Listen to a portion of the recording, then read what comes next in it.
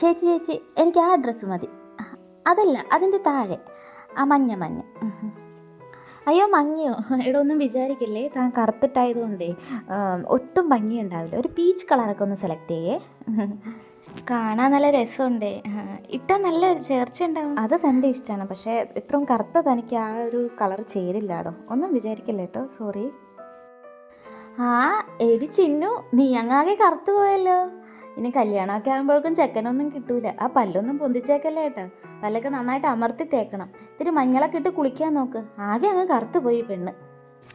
മിസ്സേ, ആ പ്രോഗ്രാമിൽ എൻ്റെ പേരില്ലല്ലോ മിസ്സേ.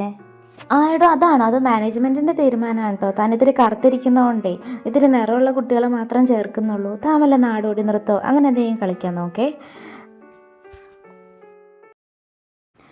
ആയിക്കോട്ടെ, എൻ്റെ പല്ല് പൊന്തിയിരുന്നാലും എനിക്കൊരു കുഴപ്പമില്ല, കറുത്തിരുന്നാലും എനിക്കൊരു കുഴപ്പമില്ല, എൻ്റെ കല്യാണം വൈകിയാലും എനിക്കൊരു കുഴപ്പമില്ല, എൻ്റെ വീട്ടുകാർക്കും ഒരു കുഴപ്പമില്ല, പിന്നെ ഈ നാട്ടുകാർക്കും അയൽവക്കക്കാർക്കൊക്കെ എന്താ ഇത്ര കുഴപ്പം?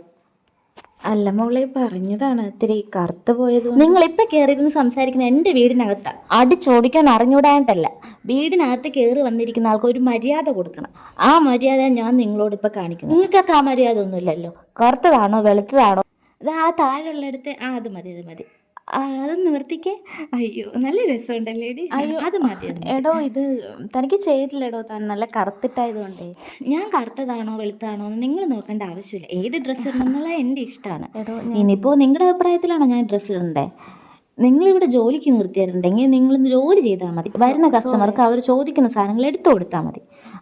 ഇനി നമ്മൾ പ്രതികരിക്കുക.